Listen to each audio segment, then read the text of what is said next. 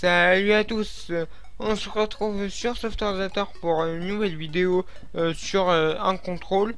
Alors aujourd'hui je vais vous présenter le contrôle qui s'appelle barre de route. Alors la barre de route c'est ce contrôle là. Alors je vais juste exécuter pour mieux vous montrer. Alors voilà, c'est ça une barre de route. Alors en anglais ça se dit track bar. Donc voilà, donc c'est juste un petit trait avec une graduation et un petit curseur qu'on peut bouger comme ceci. Alors à quoi il sert? Par exemple vous pouvez l'utiliser par exemple dans un jeu vidéo pour régler le son du jeu par exemple. Alors là on est dans le cas d'un logiciel, j'ai pas trop d'exemples dans le cas des logiciels parce que je ne l'ai jamais utilisé. Mais voilà, si vous avez besoin d'un contrôle comme ceci, et bien vous savez que ça existe. Donc voilà. Alors, je l'ai déjà dit, mais en anglais ça se dit track bar. Donc on va aller dans les propriétés de cette barre de route, donc track bar, et on va voir les propriétés principales de ce contrôle. Alors, ne faites pas attention à l'image, hein. Je vous expliquerai plus tard ce que c'est. Alors la trackbar elle a plusieurs fonctions propres à elle, notamment le tick frequency. Alors la propriété tick frequency, en fait c'est le nombre de positions entre les graduations.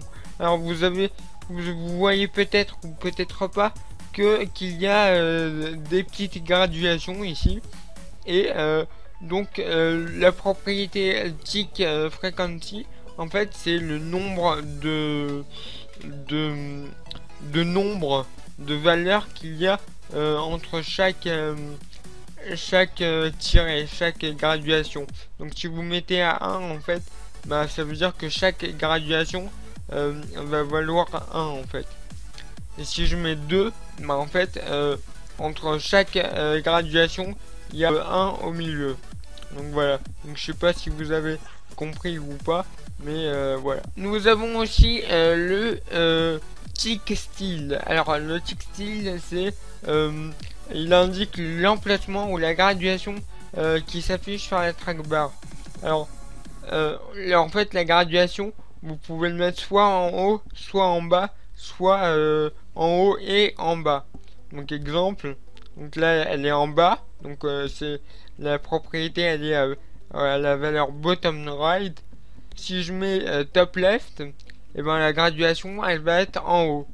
Si je mets la valeur à both, ce sera les deux. Je peux aussi mettre la propriété à none. Alors là il n'y aura aucune graduation par exemple. Donc voilà. Donc moi je vais la remettre à bottom right. Alors bottom right c'est la graduation elle s'affiche en bas. Donc voilà. Ensuite dans la catégorie comportement, vous avez plusieurs propriétés intéressantes. Vous avez le large change. Alors là en fait c'est de combien le curseur va se déplacer lors d'un clic sur la souris. Donc là si je clique sur la souris, on va réexécuter. Si je clique sur la souris, un petit clic, et il va se déplacer de 5. Voilà. Donc si je reclique, il va revenir à 0. Donc là la graduation elle est enfin le max c'est 5 et le minimum c'est 0. C'est pour ça que quand je clique une fois, il se déplace à la fin. Par contre, si je mets par exemple 2, quand je vais cliquer, en fait, il va se déplacer de 2 en 2. Voilà. Alors, je sais pas, il y a des petits bugs, mais voilà, il se déplace en 2 en fait. Donc voilà. Ah oui, je sais pourquoi ça a bugué, c'est parce que la valeur maximale est un chiffre impair. Alors, nous avons justement la propriété maximum. En fait, le maximum, c'est la valeur maximale du contrôle en fait. Donc là au début on est à 0 comme je vous l'ai dit, et quand le curseur il est tout à droite, il y aura pour valeur 5. Alors c'est la propriété value, hein. En fait si je mets la propriété value à 5 par exemple, et ben le curseur va aller tout à droite. Donc voilà, donc la propriété maximum c'est la valeur maximum que la propriété value peut avoir. Et à contrario, la propriété minimum, bah, c'est la valeur minimum que la propriété value peut avoir. Donc là c'est 0. Si je mets value à 0, bah, le curseur sera tout à gauche. Voilà. Donc vous pouvez changer les valeurs de maximum et minimum si vous le voulez. Donc là par défaut il était à 10. Donc par défaut il était à 10, mais moi je vais le laisser à 5. Vous allez voir pourquoi tout à l'heure. Alors vous avez la propriété Smile Change. Alors ça c'est de combien le curseur va se déplacer lorsque vous allez appuyer sur les flèches de votre clavier. Donc là il va se déplacer de 1 en 1. Donc là on va faire un petit exemple. Donc là ma souris, hein, je ne vais pas l'utiliser, je vais le mettre, je vais l'enlever, voilà. Et je vais utiliser juste les flèches de mon clavier. Donc là quand je clique, enfin quand je tape sur la flèche de droite, ouais, il se déplace de 1 en 1 vers la droite. Et quand j'appuie sur la flèche gauche de mon clavier, ben, il se déplace de 1 en 1 vers la gauche. Et ben la propriété Smile Change, ben, c'est en fait de combien le curseur va se déplacer quand je vais cliquer sur enfin quand je vais appuyer sur les flèches de mon clavier. Si je mets par exemple 3 et que je fais exécuter, donc vous allez voir que quand j'appuie sur la flèche gauche enfin la flèche droite de mon clavier, et ben il va se déplacer de 3 en 3. Voilà, je vais la remettre à 1. Donc voilà, donc je vous ai déjà présenté la propriété value. Alors la propriété value, bah, c'est où vous voulez mettre votre curseur. Par exemple si je le mets à 3, et ben le curseur va se mettre à la valeur 3. Voilà. Donc ce qu'on va faire là pour tester un peu le contrôle, c'est que je vais déplacer le curseur, et quand je vais déplacer le curseur, bah là on a un label qui va nous afficher la valeur de la propriété value de mon contrôle de la trackbar. Et en même temps, ici on a un contrôle que j'ai créé moi-même, donc que j'ai créé dans un plugin. Alors si vous voulez avoir plus d'informations sur ce plugin, il y a un petit lien qui s'affiche en haut à droite de votre écran, donc cliquez dessus si vous voulez avoir plus d'informations. Mais en gros, ce plugin en fait c'est une image qui a la propriété value tout en bas, et donc en fait la propriété value, si je la mets à 1, et ben l'image se répète qu'une fois. Si je la mets à 2, l'image se répète 2 fois. Et si je les mets donc à 5, et ben l'image se répétera 5 fois. Et donc en fait avec le curseur, en fait on va prendre la propriété value de la trackbar, et on va en fait modifier la propriété value de le contrôle que j'ai créé. Et donc la propriété value correspondra au nombre de fois que l'image se répétera. Donc voilà. Donc pour cela on va créer un événement lié à la trackbar.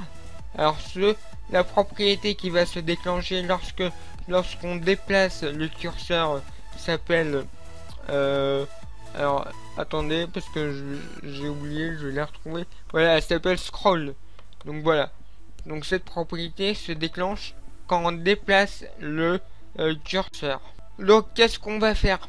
Bah on va, comme je vous l'ai dit, afficher la valeur de value dans le texte, dans le label.